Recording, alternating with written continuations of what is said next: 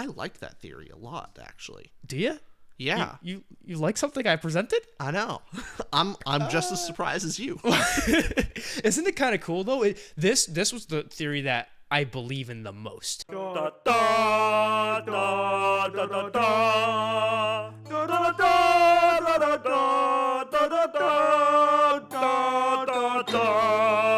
Welcome everyone to the To the Ramble podcast, episode number 59. I'm Richard. I'm Austin.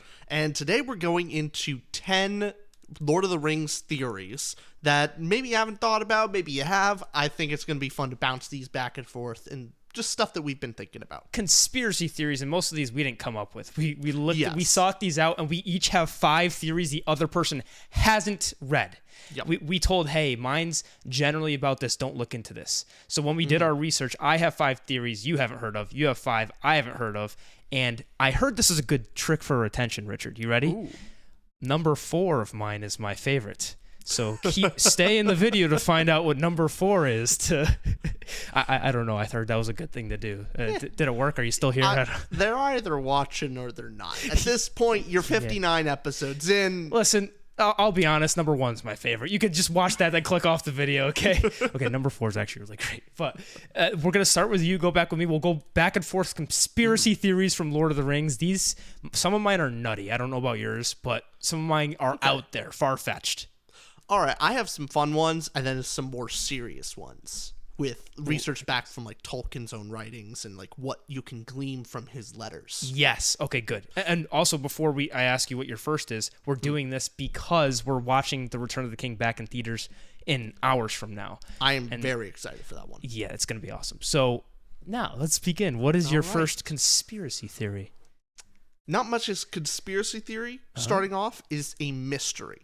One of the mysteries from Lord of the Rings is, where are the darn Entwives? Oh, this is my favorite. Where have the Entwives gone? And this is a personal favorite moment of mine when reading the books. My favorite part of The Two Towers and one of my favorite parts of the series was actually reading the section where Treebeard talks about how the Entwives are gone and wondering, well, where the hell did they go? Yeah. I remember actually like finishing that chapter, putting the book aside and just putting it off to the side and going on my computer and like looking up, well, where did the Entwives go? And just going down this rabbit hole of like, by the way, spoilers, I guess. Oh yeah, Sure. we're talking Lord of the Rings. So spoilers, but mainly the prevailing theory is the more standard theory. The answer is that the Entwives went to make a garden east of the Fangorn Forest, which is in the Third Age known as the Brown Lands, because Sauron basically burned everything when he was on his campaign. Okay. In the Second Age. And so the Entwives are presumed dead. However, there are some interesting little theories on maybe some of them survived.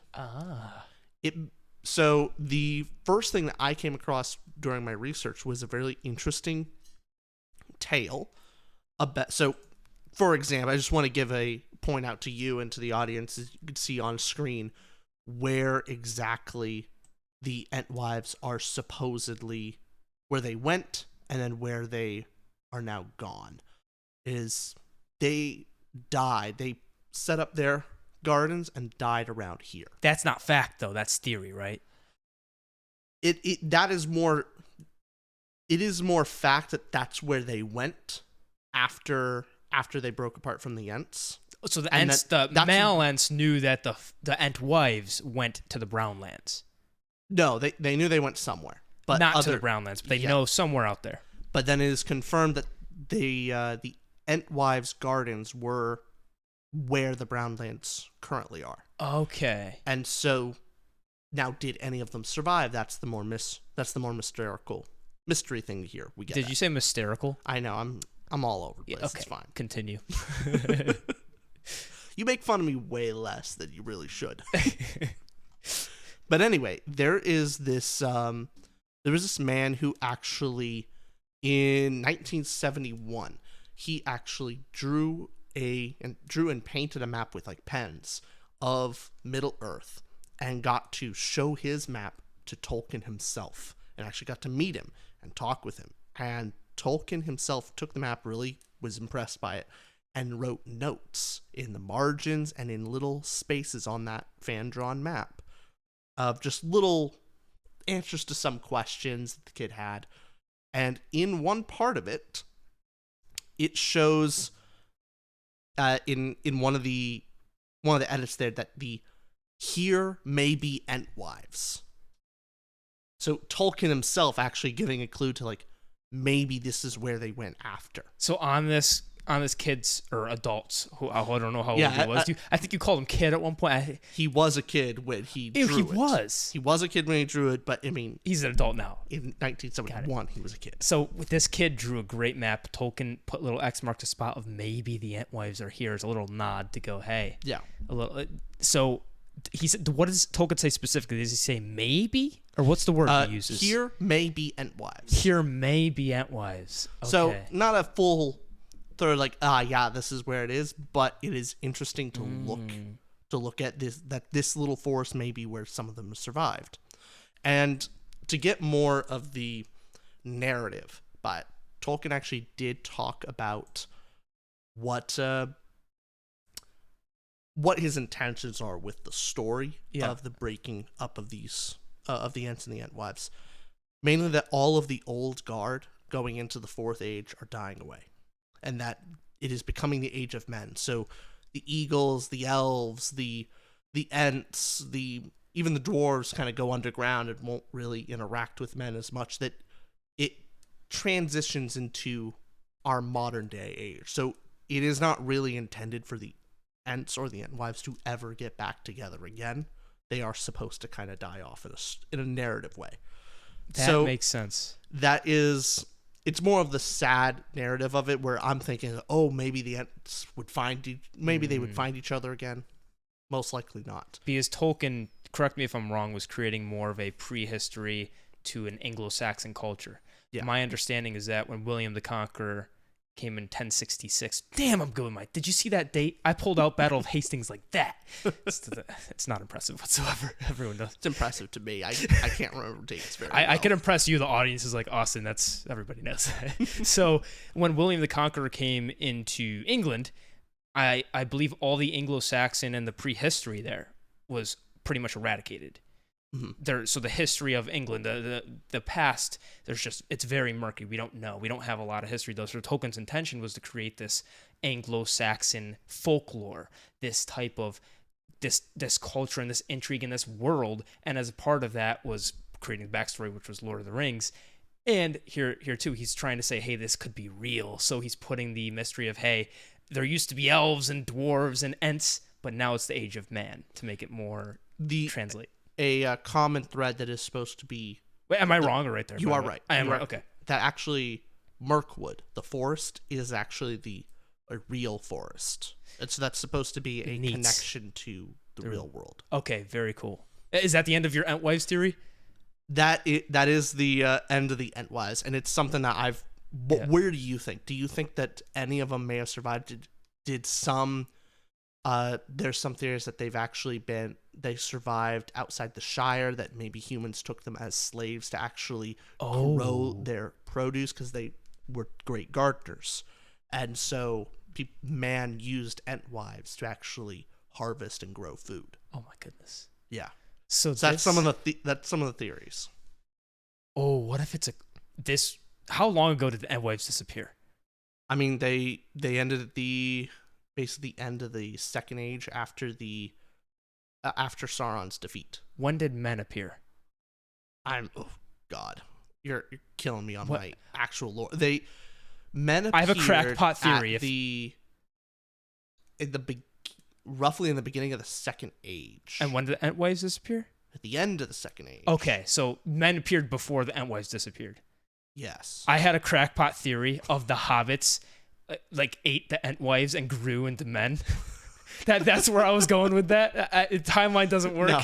Because here's the thing with my theories, mine are way more crackpot than yours. You had some research into that Entwives one. I have some ones that are ludicrous.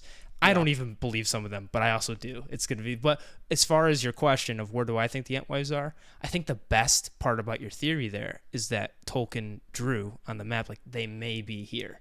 Yeah. Now, it doesn't mean they are here.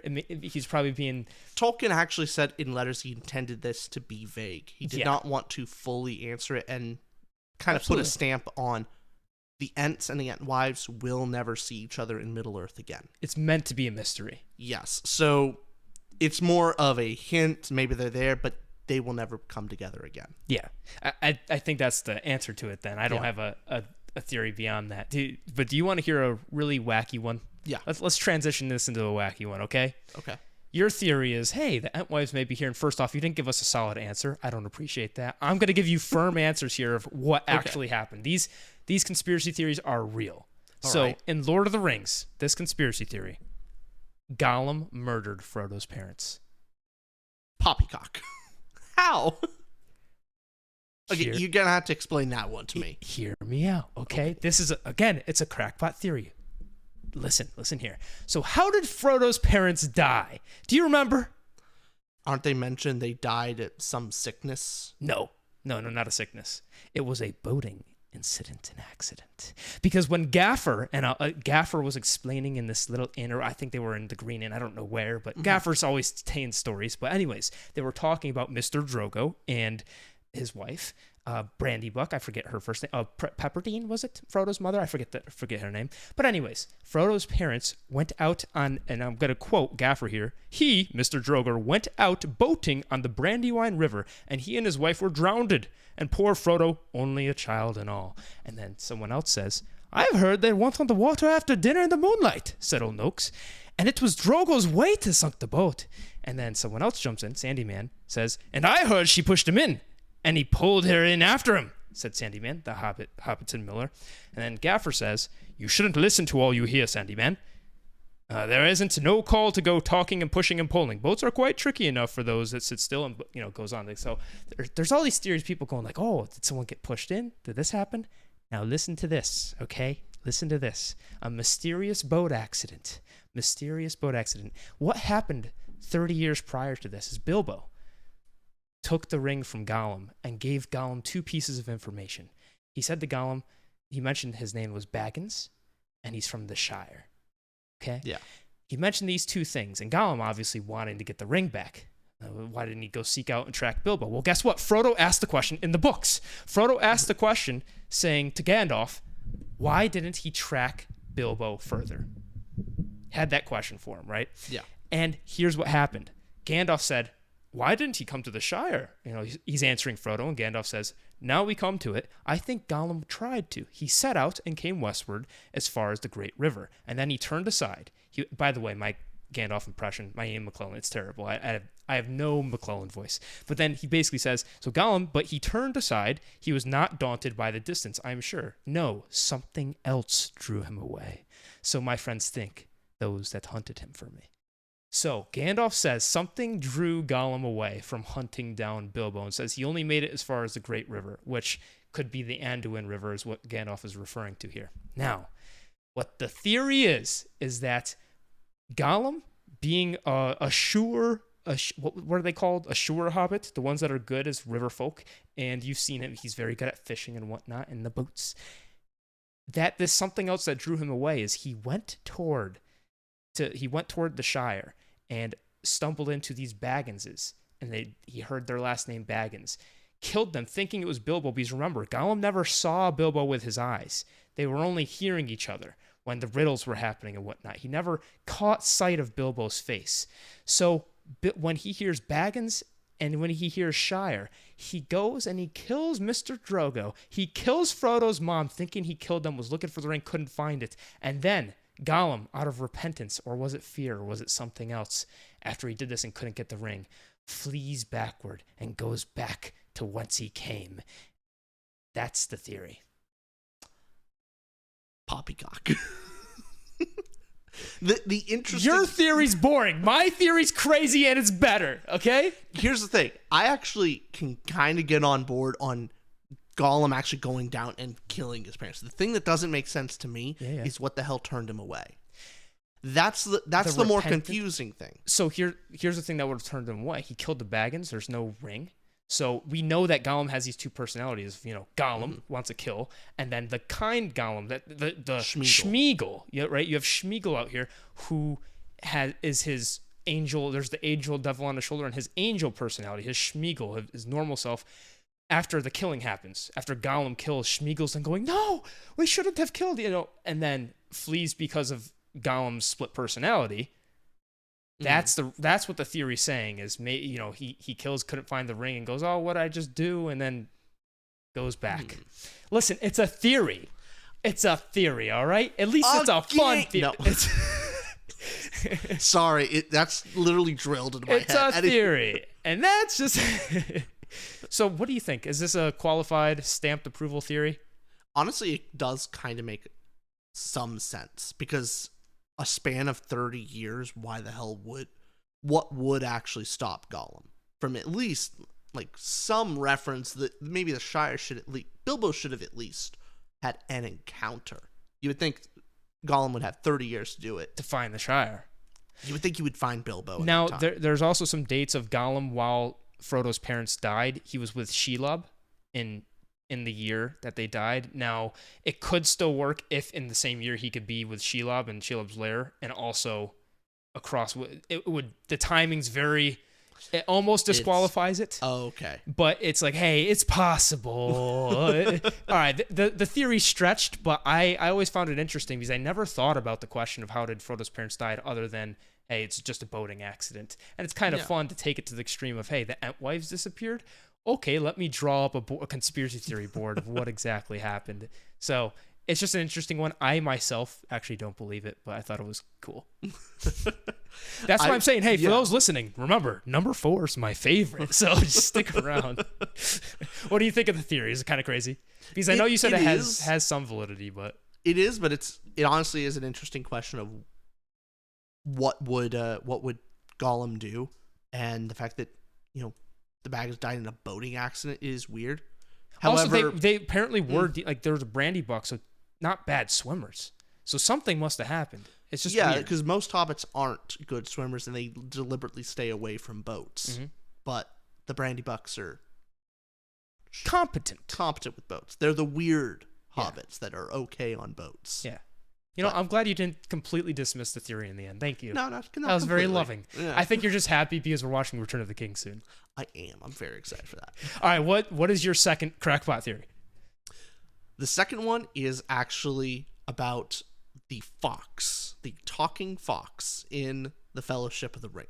Okay. The talking Lord fox? of the Rings and the Fellowship of the Ring. Yeah. So now, I'm going to read off this line. I don't remember this that well. I read the books, but don't. So how much was a talking fox in this? This was right before the Ring Wraith comes across the hobbits on the road. The first encounter. Okay. So super early on. Super early on. Where so I'm going to read off the passage. Okay. It is, a fox passing through the wood on business of his own stopped several minutes and sniffed. Hobbits, he thought. Well, what next? I have heard of strange doings in this land, but I have seldom heard of a hobbit sleeping out of doors under a tree. 3 of them. There's something might queer behind this. He was quite right, but he never found out more about this. Oh my God, I completely forgot about that.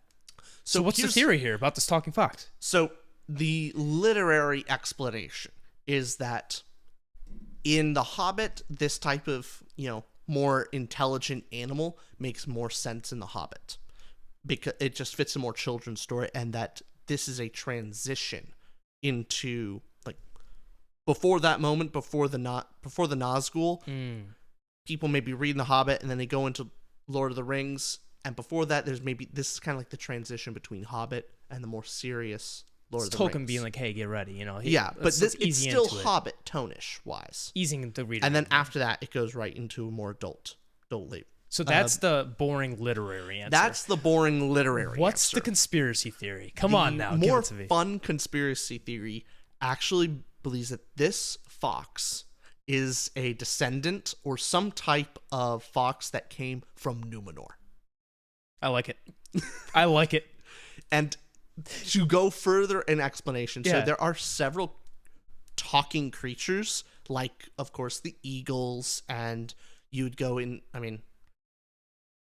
eagles, there's kind of the bears that can kind of talk, the shapeshifter, but often those are more great beings and their descendants from more godly beings, or even Shadowfax. Shadowfax understands human language. Can't talk though, right? Can't talk, but neither does the fox. The fox doesn't thinks. talk, but not just thinks in complete sentences. Right. In full, complete human-like thought. Yeah. Is very strangely worded in that way for a fox to think that way.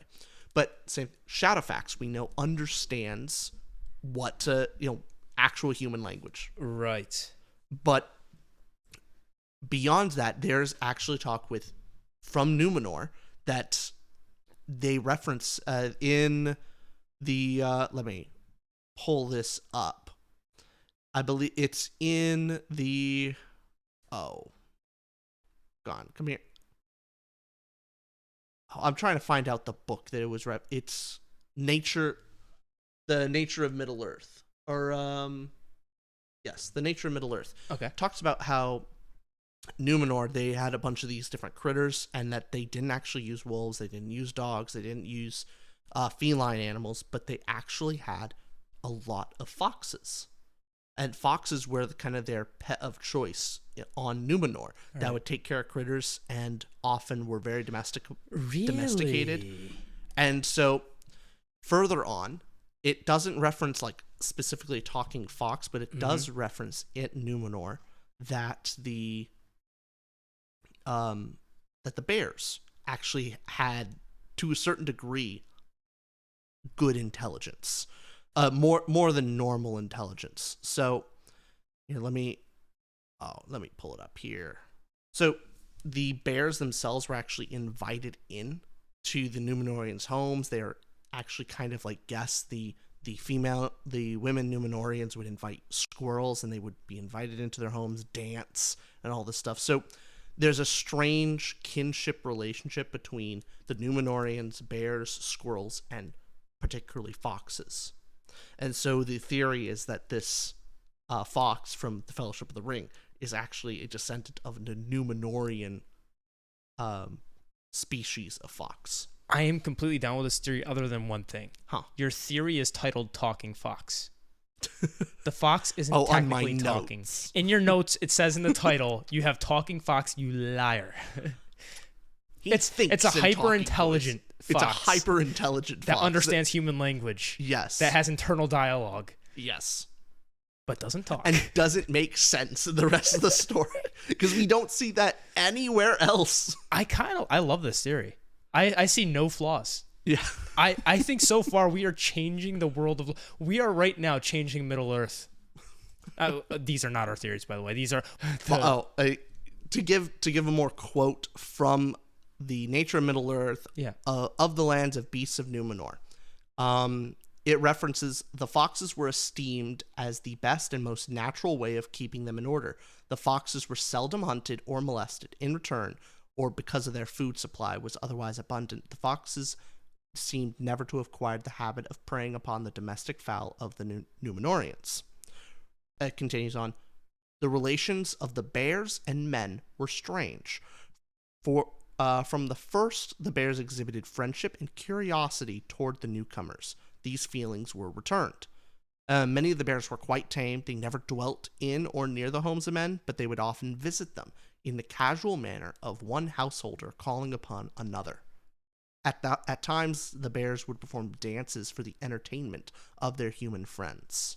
So hyper-intelligent animals. So the fact that they talk about how these animals were fairly hyper-intelligent, it's theorized that these foxes survived. Now, you would have to then question, how did this fox survive the downfall of Numenor? I would say it got on one of the ships. It's Tom Bombadil's fox. No. Oh, that's not where you were going. No,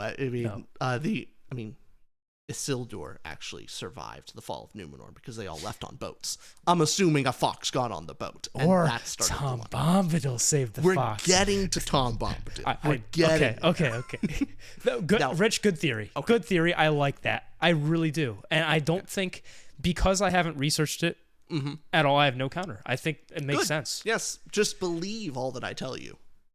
This will be the one exception. When it comes to Lord of the Rings, I want to believe things in Lord of the Rings. The more fun stuff. Yeah. Yeah. I really like that theory, seriously. Okay, now do you want to hear my second theory that I found for you? Yeah. It's about Gollum again. This is my last Gollum one, I promise. Okay. But I was fixated on Gollum. Mm-hmm. This, mind you, audience that's listening here, this is more of a film Lord of the Rings theory.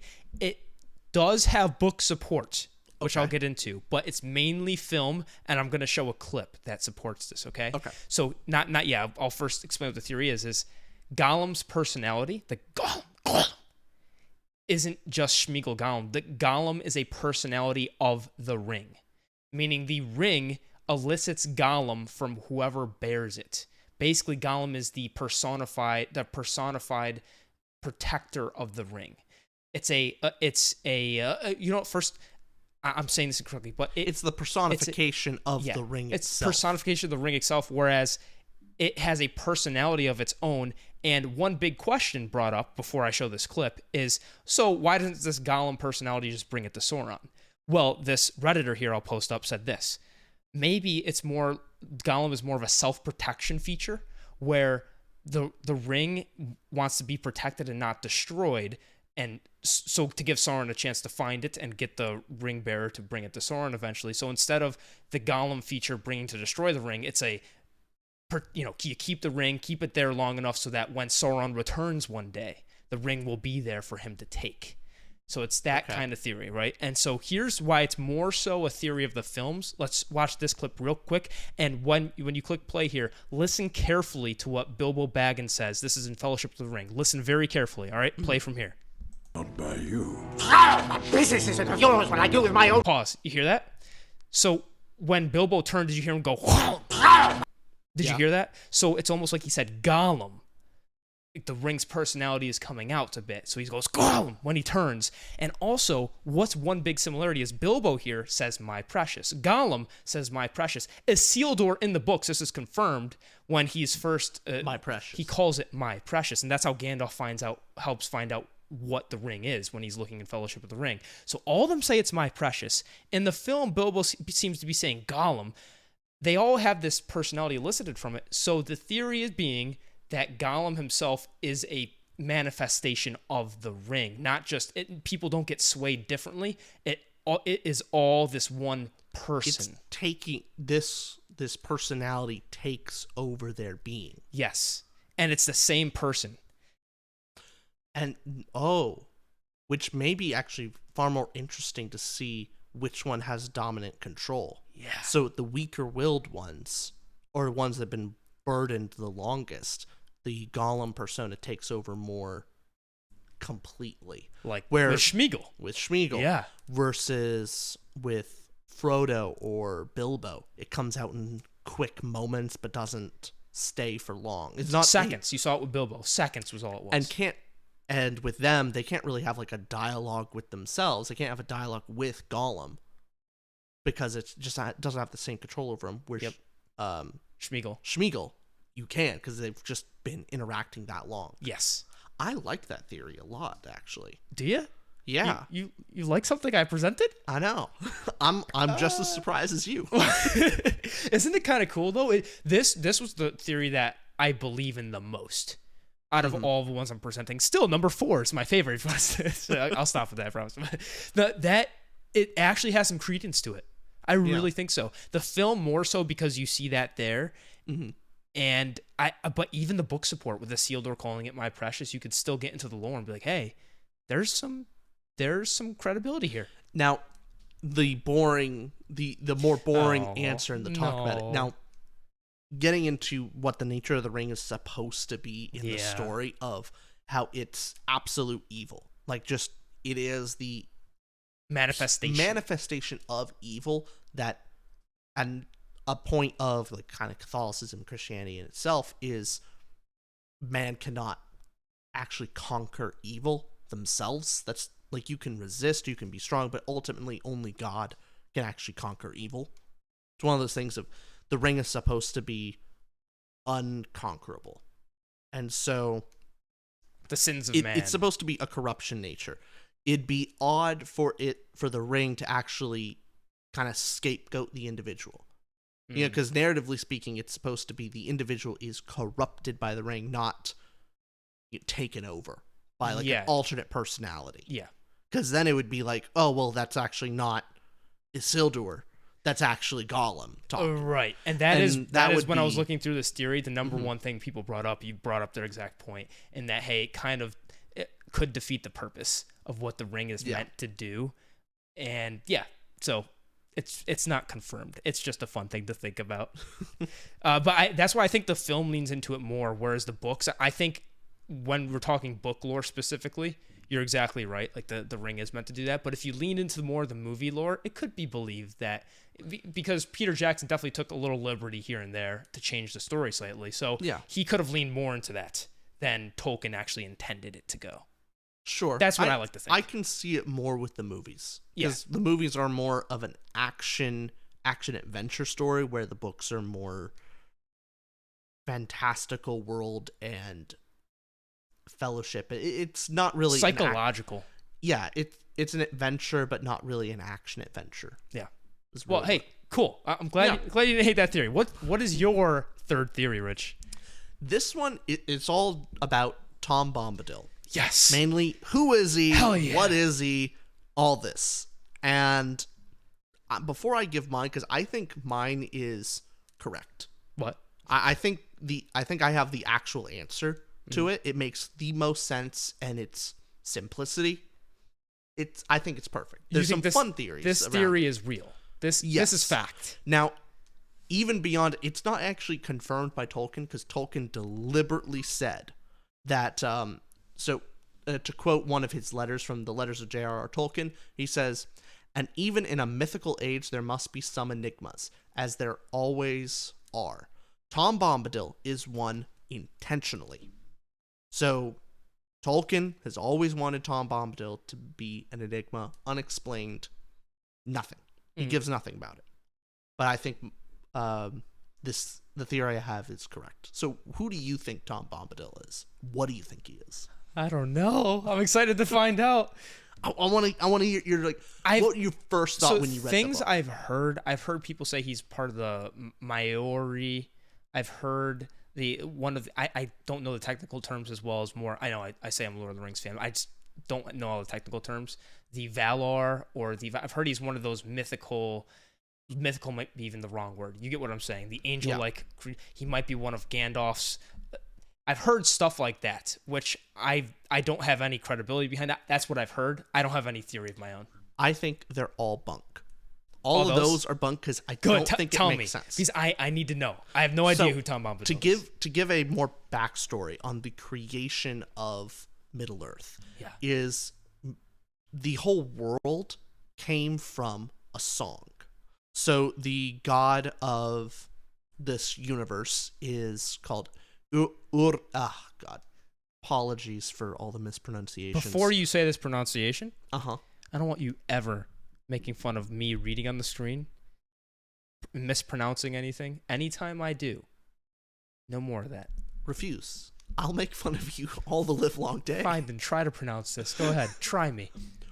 Uru Iluvatar. And he taught... That wasn't that bad, by the way. That was pretty good. Yeah. So he's the one... That is God in Middle Earth. Okay. And he conceived of the Ainur, and he taught them how to create music and sing. And the Ainur actually sang you're showing and basically off. No. create. You're showing off with that. You're saying that whatever word that is that I can't say, you're saying it's just because I could roll my R's and you can't. Ainur? Hey, there you go. Got him. Anyway, so they actually sang... The whole first age just talked a lot about the music, and that actually created the world and created everything. And the harmony, that when they harmonize together, it creates this beautiful world, and all these different elements come into being. Okay. However, at the same time, there was some dissonance created by one of the Ainur, which is something that was off note. Yeah, well, dissonant is not necessarily off note. Dissonant is more like Unexpected sound, something that's Chaos. Chaos. Okay. Chaos, but it fits. It was this chaotic, unexpected sound that comes from, and oh god, it's gonna. Melkor. He's the big bad kind of. He was the master of Sauron. Okay. So when he added in his own tones, it created, the creature. God. Again, Tolkien, you gotta stop with all these names. You're killing my brain. Ungoliant. Okay. And that's where the creature came from. And this was the great spider. So you know how Shelob, Yep. the spider in the cave and all, she is a descendant of the great evil, which is Ungoliant, who worked with Melkor in the destruction of Valinor and all this great evil. Okay. So that is the first big evil spider. And that came from the distant chaos and unexpected. No one predicted it. God did not intend it to happen, but it happened anyway. The theory is that Tom Bombadil actually is a byproduct of the harmony of the Anur. During the creation of the world, from the harmony outsprung Tom Bombadil. And from the dissonant and the chaotic nature of the song when Melkor started adding his own tunes came Ungoliant. And so they are opposite halves in this kind of universe. One from the chaotic dissonance and one from the beautiful harmony. And to something that actually kind of really fits with it is when we're first introduced to Tom Bombadil, he's always singing. He's always, from the power of song, he's actually able to whisk away problems. He can actually whisk his own world in and out. He can literally take his whole home and make it disappear, make it appear. And that's something that... So, to get even a little further, I know people are probably confused at this point, but Valinor, which is where the elves go when they're leaving Middle-earth, is completely separate from the world. When God actually just made the whole flat earth round, took Valinor and just put it off to the side. So it's separate. The theory is that Tom Bombadil can do the same to his little piece of land that he wants. He can just pop it in and out of Middle-earth whenever he wants. It completely out of existence into existence. So this kind of ultimate power that's above anything else that we see in Middle-earth or even the Valar, he comes from the little creation of the world. That is the theory. Bombadillo. That makes so much sense. Yeah. Now, question. Yeah. About this theory. I'm going to test you here. So, of the harmony that was created, we don't know of anything that was created from the harmony? We know the world. The world itself. Okay, the world itself was created from the harmony. So this whole but we song don't know is created if Tom from the Bombadil, harmony. in addition, was not. That's not fact. That's where the theory extends. Yes, it is mainly taking the side of when they are creating the world through this harmonic song. During the process, they're creating the trees, they're creating Middle-earth, they're creating Valar, they're doing all this stuff. And this is with the god and who else? This is the Anur. Anur. Anur, Jesus. Anur, and one of the Anur is Melkor, which is the fallen angel. Yep. He's basically Satan of the world. And when he adds his dissonance and his kind of chaotic tone to the song, he creates Ungoliant. And then Shelob. And so we from know Ungoliant. that unintended beings and powers can come from this song. It's not all controlled. And so that's the theory, is Tom came from the harmonic side to kind of balance out the powers. Wow. Mm-hmm. That's a great... One of these last two theories that you say to me, I'm just going to disagree with just to make it combative, but this is not the one. I thought the fox one was going to get you, because the fox one I thought was just the fun one. That was fun, but It's you a know fun- how to get yeah. me, though. Fun ones, I'm on board with Lord of the Rings lore like that. That, so far, of your three theories, is the most... By the way, not my theory. That's pulled from Interwebs, so I didn't come up with it. Yes. We are... No way these are our theories. But this is the one I most believe. I don't think that He's like one of the wizards, one Yeah. of the blue wizards. I don't think he's one of the Valar or none of that. None of his powers make sense in that context. They're not the same. Yeah. He's that far above. I think he's above the Valar. I love this theory. Mhm. I'm on board with it. I don't think my number 3 is going to top that. Mine is very simple, and Okay. this one might not even be a theory. This is fact. I think I don't mean that in a joking manner as well. No clip for this one, but I don't mean that in a joking manner. Where this one I think is just it's almost basically confirmed lore. I think, and I don't know. You let me know here. But Galadriel's gift to Gimli. Okay. This is the theory that it was symbolizing something. The 3 hairs was symbolizing something. Yeah. And again, this is why I think it's fact. I don't know if this is just theory. This might be basically confirmed theory. Where in Fellowship of the Ring, Galadriel gives parting gifts to the Fellowship, and to Gimli gives 3 strands of hair. This happens. We all know this. Now, this is a very popular theory where there's some important backstory with this exchange, where it references there was a prideful elf character in the first age of Middle-earth named Fëanor. Yeah. And so you know about this theory then. Yes. It's basically fact, right? Where Fëanor, it was the prideful elf who said he asked Galadriel to give him a strand of her hair, not just once, but 3 times. Fëanor asked Galadriel 3 times. She turned him down every time. And when Gimli and the Fellowship came to her, Galadriel gave Gimli 3 hairs, symbolizing the 3 times Fëanor asked but didn't receive any, basically showing how worthy Gimli is, like 3 times as worthy as this elf. And well, not just any elf. Fëanor especially in the beginning, was the elf among elves. He was like the chosen one of elves, and eventually he's the one that created the oh god, names are I can read these names, I promise. I just can't say them. I read them on a page silently. But Fëanor is one of the reasons why he's the reason why the elves even left. They went to the Middle Earth. From Valinor. Right. He created the 3. Help me. The 3 Melkor stole the stones. Nope. Hurt. Oh, put it on the screen. The word. No. It contains the light. It contains the light of Valinor. The light of Valinor. Stones. Sphere. Stones of Fëanor.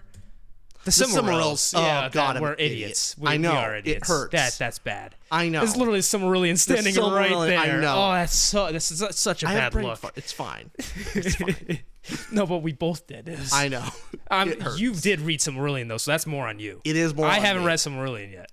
Anyway, but Fëanor created the Silmarils. The Silmarils. Yeah. He that's near god level status, and yet Galadriel turns him down 3 times. She turns down even the greatest of all elves. Yeah. Could have been the greatest of all elves. But Gimli gets it. So and mainly because her husband insulted Gimli, so she's like, okay, hey, I gotta smooth this over.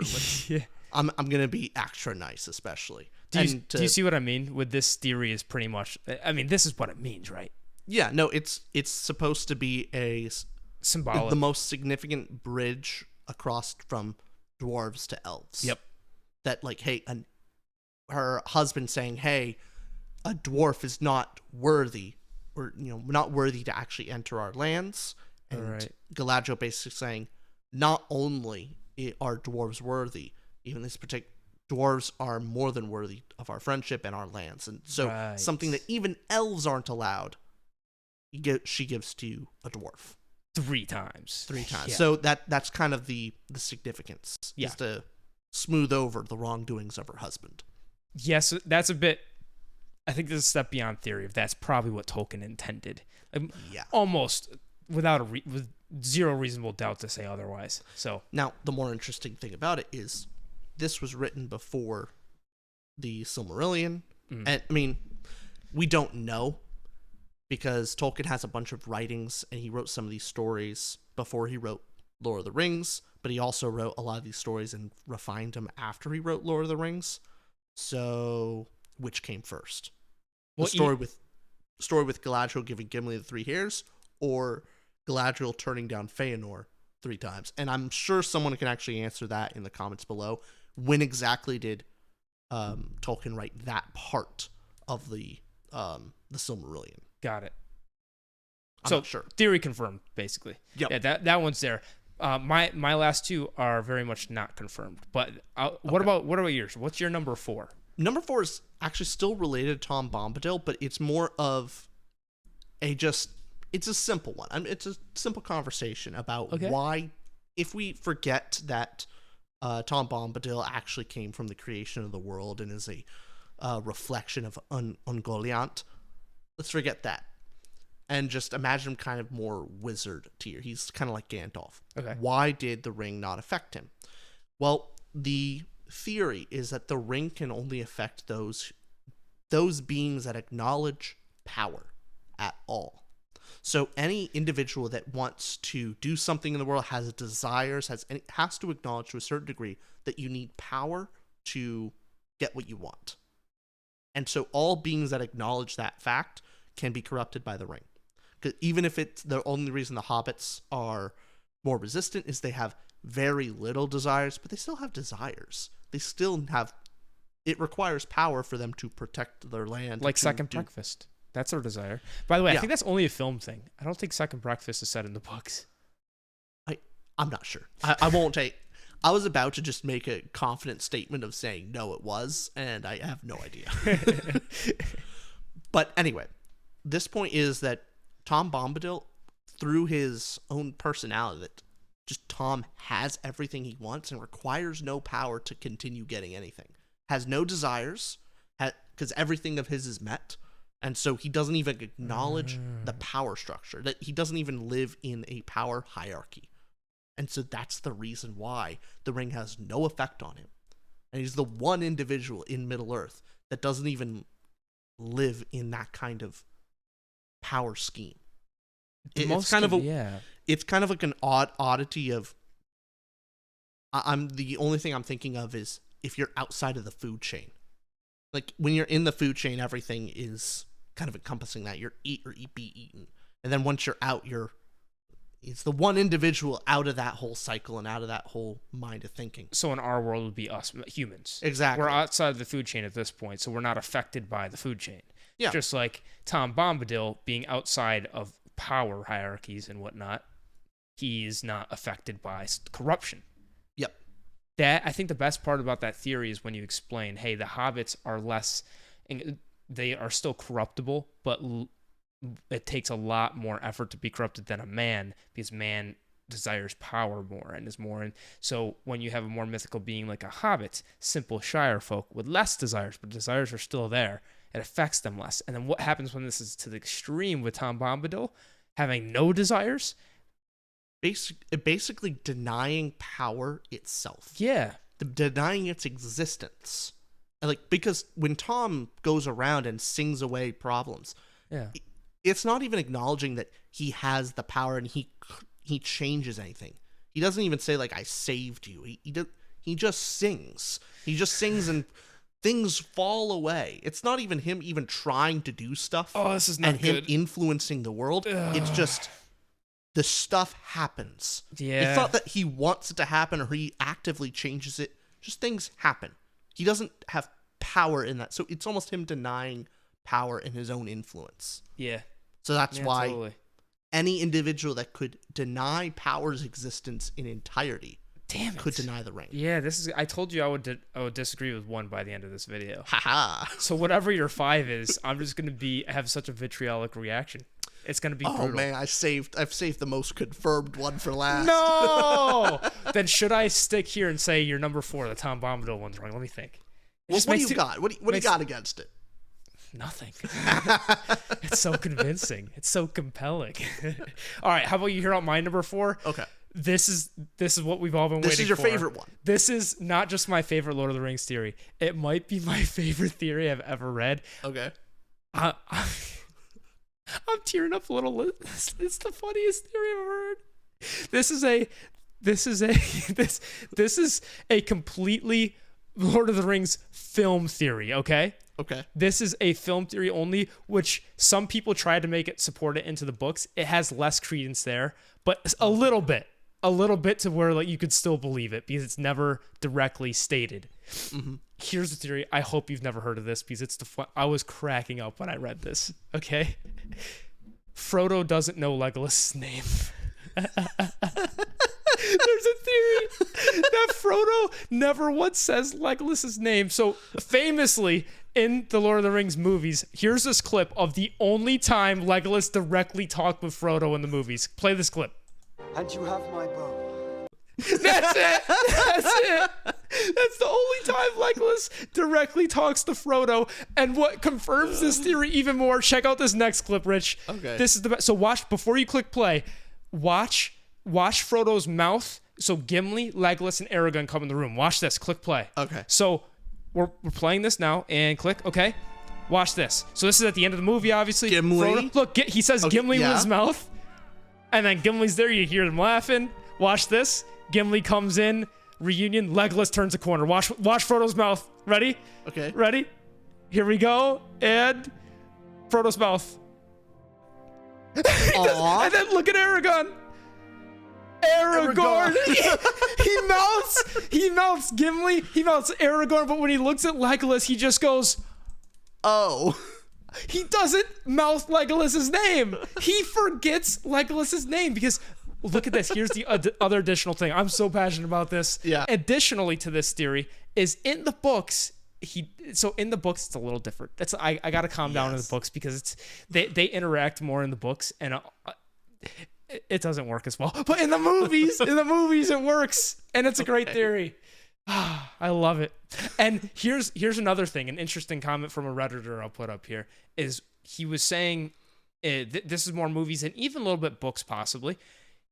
This Redditor said, I always thought Legolas purposely avoided Frodo due to the fact he knew what power the ring held, so he kept as much distance as possible in order to avoid its temptation. Legolas is an elf after all, and their culture is all too familiar with the history of the ring. It also could be for the maybe Legolas knew the same as God dang it, names hurt brain. Oh, the Other elf, which elf? friend of Gandalf and Galadriel. Help me. Elrond? Elrond, thank you. Oh, you idiot. God. You couldn't name Elrond? My brain doesn't work with names, okay? No, Rich, when I was asking you that question, I was trying to remember the name. Okay. I was going, wait, yeah, I know who you're Elrond. Anyway, how Elrond knew that, or basically said, like, hey, look, Frodo's gotta die. Like, whoever takes the ring there is gonna die. And that's what he was telling Gandalf. Maybe Legolas also knows and deliberately keeps a distance because it doesn't want to form that kind of attachment to someone who knows he knows the ring bearer's gonna die. Right. In the books, they definitely do talk more. There's a conversation they have, and also there's more implied conversations. Like they switch watch duty at one point, and I mean, there's no dialogue quote there, but I imagine when you're switching watch duty, it's like, hey, it's your turn. All right, they say something to each other. It's implied. Mm-hmm. So there's moments like that in the book, but for the movies, this theory is 100% confirmed for me. Frodo doesn't know Legolas's name. How do you explain that? I thing is, how I always mess up names. I still mess up your name sometimes. I can totally imagine that going like, oh, Justin. Oh, Connor. Oh, you. You don't want to offend them. It's like you died. You went to battle for me, and I can't say. Oh, how are you, buddy, old pal? The guy with the bow. Maybe did you see his mouth move like an O? You saw him say like "oh." Maybe he was starting to say Orlando Bloom, and he had to stop. There you go. Like he was going or something like Orlando, but stopped. I don't know. That's another theory I have. So you can now click off the video. Okay. That was my favorite. That was my favorite theory. I don't even want to hear your fifth theory. Let's end it with What's your theory? Yeah, is what's your more theory? Discussion. Oh, okay. By the way, do you think you could top number 4? No, that was good. Yeah. Mine's not beaten that. My number 5 ain't. All right, what's your number 5? Is that God actually interfered, and God is actually the one that destroyed the ring at the end. I am familiar with this theory. Okay. I am not as much as you probably went into depth research. I have heard this, and I'm pretty convinced by it. So, go on with this, yeah. So it is said both in the movies and the books that Bilbo spared Gollum out of pity, and then later, when Frodo and Gandalf are talking, Gandalf tells Frodo that, he thinks that it actually is a good thing that Gollum still has another part to play in this story, and that it actually may be Bilbo's pity that has saved the world, or has a great influence on fate. And so, of course, Gandalf is right, because some who live deserve death. Many who live deserve death. Some who die deserve life. Who are you to give it to them? I can't say it exactly, but it's a great quote. Yeah. But Gollum does, and in the end, prove that fate did have another part for him to play in biting off Frodo's finger and dying with the ring. Yeah. And so the more confirmed theory is that nobody, not even Frodo, nobody alive could actually destroy the ring when you're that close. That it is actually impossible to give up the power of the ring. And so God literally Eru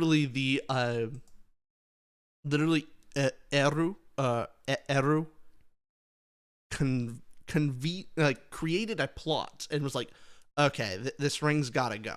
Sauron needs to go down, and I've tried being a hands-off parent with the elves. That didn't work so well. I tried being hands-off with, he tried being really interfering with the elves, and being hands-off with men didn't work so well. And so he actually had to go in and take control and manipulate fate and go, okay, look, Gollum has to solve this. So God actually comes in at the end and saves the day.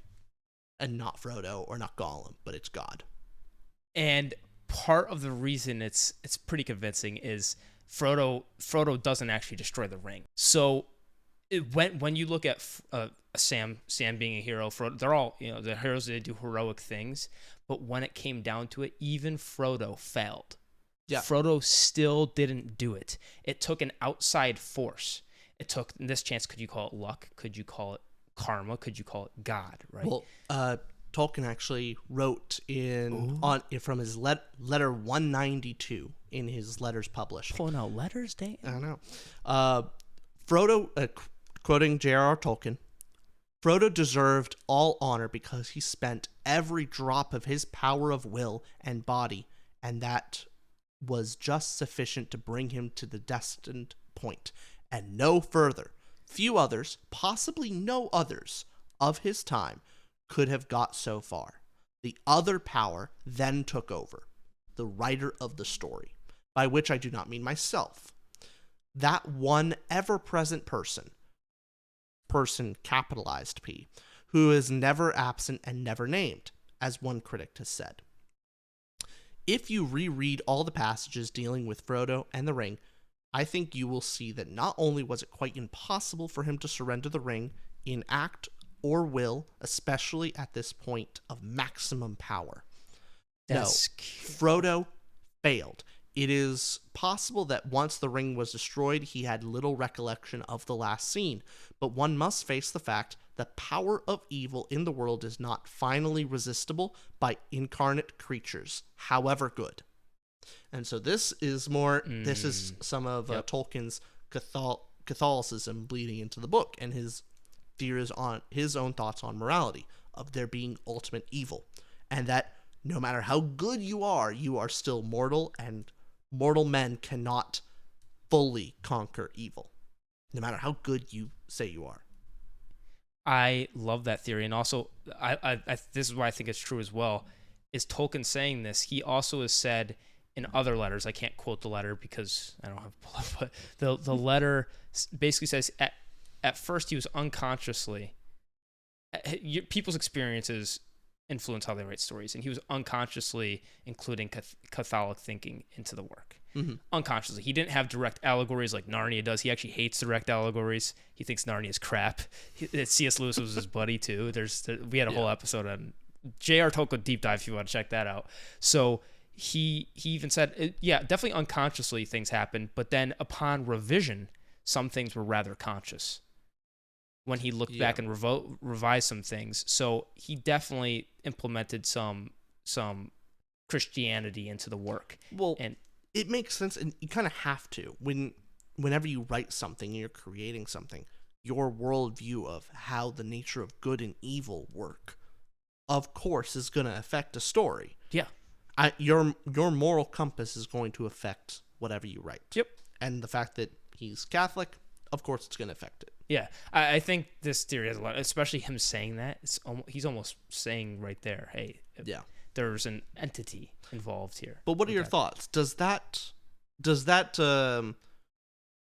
put a negative spin on it with your thoughts on the story? Does it ruin it a little bit that Frodo isn't the one who actually saves the day, and that God had to step in as a Deus Ex Machina to ultimately destroy the ring? Absolutely not.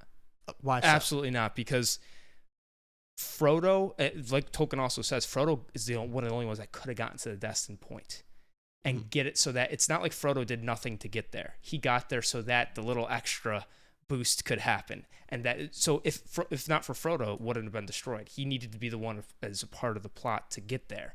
Only he could have done it. So he is still a hero of the story. Sam is still a hero. All the sacrifices made are still worth it. But the message that this brings, and again, I'll give the caveat here of, hey, trying to be religious right now. I'm currently, I'm not Catholic myself. I was raised Catholic, and maybe I will be Catholic again in that. So I'm coming from a point of, even if I'm not Catholic, the moral of the story being, hey, as sinful, and to not use that word, to use non-religious, just, hey, as human nature can be evil, humans make bad choices. We're not all perfect. That's a pretty, if you're religious or not, we are all people who are flawed. Nobody is perfect. And so the message of the story being, no matter how good you are, no matter how far you come, you could go through you could make all the sacrifices in the world and get there and still fail. And in this case, you need this mythical, amazing world that Tolkien created of Middle-earth, that nobody could have done this, so the creator himself had to. That's how powerful this evil was. And sometimes the solution is outside of yourself. So, in all honesty, a more simpler aspect of just Christianity. Correct me if I'm wrong, Christians believe that the only way to conquer evil is with God. Man cannot conquer evil. God can. And God, so whatever you do, you're ultimately not able to conquer evil alone, that you need God. And so that's kind of the same thing. That Frodo needed God to ultimately conquer evil. Yeah. He can get most of the way there. He could sacrifice great, and God can't, drag you up the hill. He can't actually do everything for you. You have to sacrifice, but ultimately when the push comes to shove, you need God. Oh, that is the answer, but I'm giving the more non-religious answer of, yes, you need God, and the Christian morality here, the morality of the story being you need God in this situation. Even look at it from a human perspective, right? If you were good to go into the story and you're not Christian, and why it's still a good moral of the story is humans are not perfect. We are flawed. Sometimes it takes, even if it's not you solving it, everybody needs a support, supportive family, supportive friends, whatever that whatever that is for you. You can't solve everything yourself. So in this case with the story of Frodo not being the all-encompassing hero who does it in the end and failing makes it even more of a human story and more real. That's why it's good. And with the addition of that being the religious message good, the just human message of the story is good. So whether you're coming from this from a religious standpoint or not, it is still amazing. That's my point I'm trying to make. So great theory. I love it. Man, why am I not religious is the question. I need to. I went to church on Easter. You didn't join me. You were busy. You were busy. I was sleeping. All right, so that is going to everything we just said there. That was a little serious, and it's going to be juxtaposed by. Unless you want to say anything else. No, that was it. So I look like an absolute buffoon right now because your theories have been Entwives, it's been Tom Bombadil and this god, the Uru of the entire world, and how it's connected, and how the harmony spoken, how God was implemented in this story, and Frodo can solve it. This very deep. All of your stuff has been very deep and lore building, and so my last one was Frodo forgot Legolas' name. Yeah. And my very last theory. one, I agree with you on that one. my fifth theory, I forgot how ridiculous this one was too, because I love 4 so much. My last theory is Gandalf is a recovering alcoholic.